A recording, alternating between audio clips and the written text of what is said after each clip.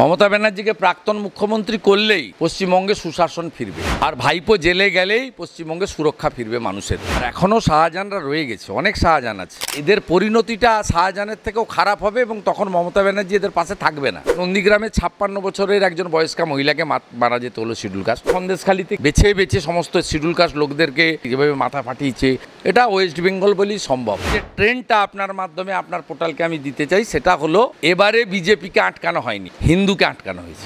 সপ্তম দফার নির্বাচন ইতিমধ্যেই শেষ হয়েছে, কিন্তু তার সত্ত্বেও আমরা কিন্তু বিভিন্ন কেন্দ্রে, বিভিন্ন লোকসভা কেন্দ্রে আমরা হিংসার চিত্র দেখেছি এবং এই বিষয় নিয়ে সরাসরি কথা বলে নেব বিরোধী দলনেতা শুভেন্দু অধিকারীর সঙ্গে। ইলেকশন কমিশনের এত কড়া নির্দেশিকা সত্ত্বেও বাংলায় আমরা এই রক্তাক্ত পরিস্থিতি দেখতে পাচ্ছি। লোকসভার এর জন্য দায়ী পশ্চিমবঙ্গের পুলিশ, যাকে আমরা মমতা পুলিশ বলে ডাকি। আর এখনও শাহজাহানরা রয়ে গেছে, অনেক শাহজাহান আছে।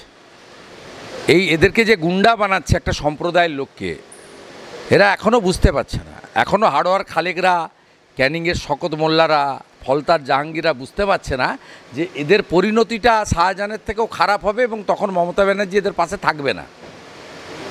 এই জন্যই এটা হচ্ছে একটা মরিয়া চেষ্টা।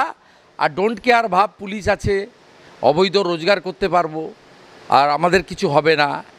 এই সেন্ট্রাল ফোর্স ফর টেম্পোরারি, 4 তারিখে বিকেলের পর সব চলে যাবে, আমরা আবার রাজত্ব করব, আমাদের মালিক ছিলেন, আছেন, থাকবেন। এই যে একটা বেপরোয়া মনোভাব, এইটা এক্ষেত্রে ইলেকশন কমিশনের যেটা আমি আবেদন করব, ইলেকশন কমিশন সুপ্রিম অথরিটি, তাকে তো আমরা সমালোচনা করা আমাদের উচিত না। We all are law abide people. Election কমিশনকে বলবো, আপনি উত্তরপ্রদেশ বিহারের জন্য যে এসওপি করছেন, নিয়ম করছেন, বেঙ্গলের ক্ষেত্রে এটা করা যাবে না। বেঙ্গলের জন্য আপনাকে আলাদা ভাবতে হবে, কারণ 21 সালের পরে 15টা রাজ্যে ভোট হয়েছে, উত্তরপ্রদেশ সহ লাস্ট ছত্তিশগড়, রাজস্থান, কোনো রাজ্যে পোস্টপোল ভায়োলেন্স হয়নি। এবারে এতগুলো এই 543 কত বড় কর্মযোগ্য, ইভিন কাশ্মীরে একটা বুথ নিয়ে কারোর অভিযোগ নেই, না বিজেপির আছে, না ন্যাশনাল কনফারেন্সের আছে, না কংগ্রেসের আছে, না মেহবুবা মুফতির পার্টির আছে, কারোর কোনো অভিযোগ নেই। পশ্চিমবঙ্গে কেন আজকে নন্দীগ্রামে 56 বছরের একজন বয়স্কা মহিলাকে মারা যেতে হলো শিডিউল কাস্ট? আজকে সন্দেশখালীতে কিভাবে বেছে বেছে সমস্ত শিডিউল কাস্ট লোকদেরকে, বিজেপির মাইনরিটি মোর্চার লোকেদেরকে যেভাবে মাথা ফাটিয়েছে, সাংবাদিককে মেরেছে, আজকে মৃত্যুর সঙ্গে পাঞ্জা লড়ছে। প্রায় 2-2.5 লক্ষ হিন্দু ভোটার ভোট দিতে পারেনি, দমদমে পারেনি, আপনার জীবনতলাতে পারেনি, ভাঙড়ের একটা অংশে পারেনি, এবং ম্যাসিভ পারেনি ডায়মন্ড হারবার এবং ফলতাতে। অন্যান্য রাজ্যের তুলনায় বাংলাতে কেন এত বেশি? এর তো ইলেকশন কমিশনকে বাংলাকে আলাদা করে ভাবতেই হবে। আর সেন্ট্রাল প্যারামিলিটারি ফোর্স অত্যন্ত সংযম মনোভাব দেখিয়েছে। তারা চাইলে গুলি করতে পারত, মমতা ব্যানার্জি এটাকে নিয়ে আবার জওয়ানদের বিরুদ্ধে নামতে পারত। আর ওদের হাত পাটাও বাঁধা ছিল, ওদেরকে গাইড করার জন্য, লিয়াজো করার জন্য, ওদের গাড়ি প্রোভাইড করা, গাড়ির ড্রাইভার প্রোভাইড করাটাও স্টেট গভর্নমেন্টের হাতে ছিল এবং সেটা রাজ্য পুলিশের হাতে। তারা রেসপন্স করতে চেয়েছেন, তারা তাদের নাম্বার পাবলিকলি করে দিয়েছেন, কিউআরটির নাম্বার। তাকে যখন ফোন করেছে কোনো ক্যান্ডিডেট, কোনো মানুষ, কোনো ভোটার, তখন তারা মুভ করার চেষ্টা করেছেন, কিন্তু স্টেট পুলিশ তাকে, ধরুন একটা রাস্তা স্টেট গেলে আমরা এখনই এয়ারপোর্টে উঠতে পারি, যদি আপনার চিংড়িঘাটা দিয়ে ঘুরিয়ে নিয়ে যাওয়া হয় আধ ঘন্টা বেশি যাবে। স্টেট পুলিশ এইটা করেছে সিএপিএফকে, সোজা এখান থেকে সেক্টর 5 থেকে এয়ারপোর্টে না নিয়ে গিয়ে তারা এদিক দিয়ে নিয়ে গিয়ে ইস্টার্ন বাইপাস চিংড়িঘাটা হয়ে বাগুইহটি কেষ্টপুর হয়ে নিয়ে গেছে। এই করে দেরি করেছে। আর যাওয়ার আগে ওদের একটা মেকানিজম ছিল আইপ্যাকের সঙ্গে, যে তারা সব জায়গায় ইনফরমেশান দিয়ে দিয়েছে যে সিএপিএফের কিউআরটি যাচ্ছে, তোমরা সরে যাও। আপনারা দেখবেন যে শঙ্কর রাউত বলে যে কাউন্সিলরটা ভাঙছে বরানগরের অ্যাসেম্বলি অফিস, দেখবেন অতর্কিতে ভাঙছে, যখন মাত্র একটা বিজেপির অফিস ইনচার্জ আছে, একজন লোক ছিল, সবাই বুথে বুথে কাজ করছে, প্রার্থী নেই, ইলেকশন এজেন্ট নেই, ম্যানেজমেন্টে যারা আছে সবাই ফিল্ডে। সেই সুযোগটা নিয়ে সিসিটিভিতে পরিষ্কার দেখবেন অতর্কিত। এরা অতর্কিত, যতগুলো মেরেছে আমাদের লোককে, রাত্রে মেরেছে, মবের সামনে, সেন্ট্রাল ফোর্সের সামনে মারপিট করতে পারেনি। এবং যেভাবে 6th ফেজে ডাক্তার প্রণব টুডুকে মারা হয়েছে, যেভাবে হিরণকে আটকে রাখা হয়েছে, আজকে যেভাবে অভিজিৎ দাস ববিকে 4 ঘন্টা একটা ক্যান্ডিডেটকে আটকে রাখা হয়েছে, এটা ওয়েস্ট বেঙ্গল বলেই সম্ভব। এই ঘটনাগুলো থেকে শিক্ষা নিয়ে আগামী বিধানসভা নির্বাচনে ইলেকশন কমিশন অফ ইন্ডিয়াকে, ভারত সরকারকে, এবং 400 সিট নিয়ে মোদিজি এলে ইলেকশানের রিফর্মস করা দরকার। মোদিজি বারে বারে পশ্চিমবঙ্গের সভাতে জানিয়েছেন যে আমি পশ্চিমবঙ্গের বাকি চোরেদের জেলে পাঠাবো, পেটের ভিতরে যা ঢুকে আছে সেটা বের করে যাদের কাছ থেকে কেড়ে নিয়েছে তাদের ফেরত করাবো, এবং সাথে সাথে আমি এই জঙ্গলরাজ খতম করব। নির্বাচনের সর্বত্র হিংসার খবর আসছে এবং সন্দেশখালিতেও সেখানেও মৃত্যু হয়েছে, কি বলবি সেই বিষয়ে? না, মৃত্যু এখনও কনফার্ম হয়নি, সম্ভবত পুলিশ লাশটা সরিয়েছে। আমাকে দীপক সর্দার ফোন করেছিলেন যে তার ভাইকে খুন করা হয়েছে বলে। এর বাইরেও ঘনশ্যাম হালদার এবং কাইয়ুম মোল্লা প্রায় রক্তাক্ত, কলকাতা আমরা এনেছি, মানে কুপিয়ে দিয়েছে, মাথা ফাতা কিছু নেই, কাইয়ুম মোল্লার গায়ে গুলিও আছে।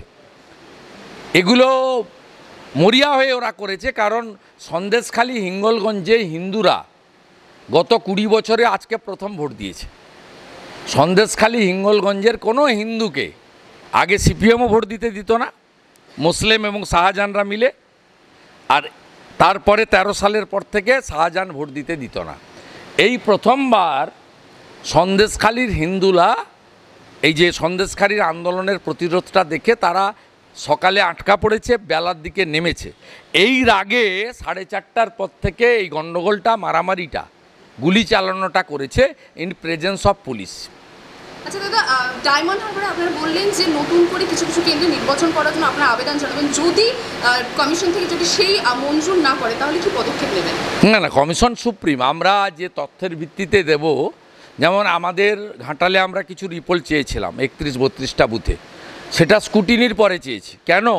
স্কুটিনিতে 2টো বুথ দেখানো হয়েছে ভিডিওগ্রাফিতে, অমূল্য মাইতি ছিলেন হিরণের প্রতিনিধি।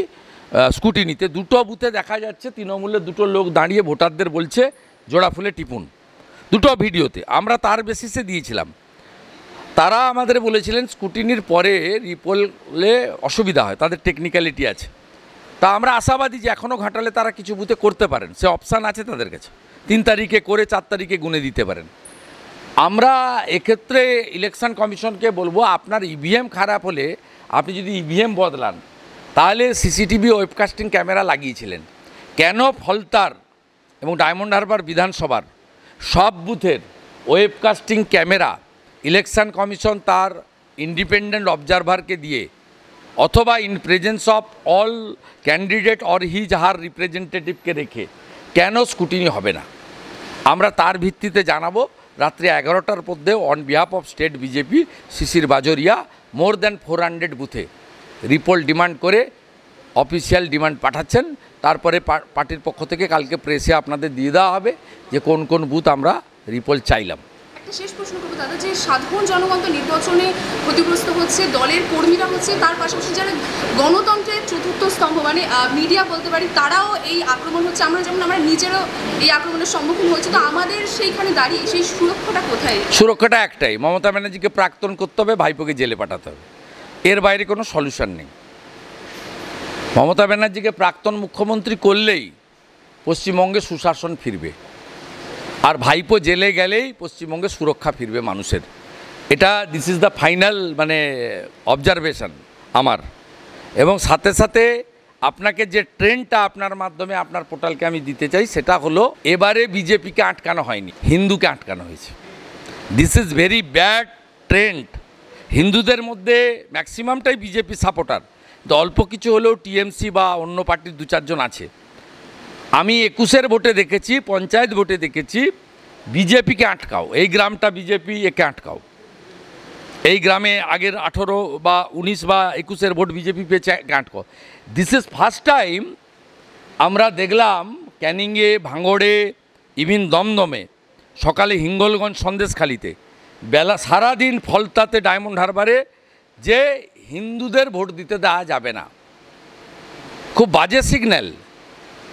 এটা থেকে বেরিয়ে আসতে হবে। ভারতবর্ষ হিন্দুস্থান, এখানে হিন্দু বলে যদি কেউ ভোটাধিকার থেকে বঞ্চিত হয়, ভারতবর্ষের সংবিধানের যারা প্রোটেক্টার, অর্থাৎ ভারতবর্ষের সংসদ, রাষ্ট্রপতি, হায়ার জুডিশিয়ারি, সুপ্রিম কোর্ট, কেউ চুপ করে বসে থাকা উচিত নয়। Thank you. লোকসভা নির্বাচনের 7ম দফার ভোট শেষে আমরা সরাসরি কথা বলে নিলাম শুভেন্দু অধিকারীর সঙ্গে, বিরোধী দলের নেতা, এবং এর পাশাপাশি তিনি কিন্তু এটাও জানালেন যে তারা নতুন করে বিভিন্ন কেন্দ্রে কিন্তু নির্বাচনের দাবি জানাচ্ছে, যে সম্পূর্ণ বৃত্তান্ত কিন্তু তারা আগামীকাল জানাবে। ক্যামেরা সুস্মিতার সঙ্গে নীলম দাস রিপোর্টিং, বাংলাহান্ট, কলকাতা।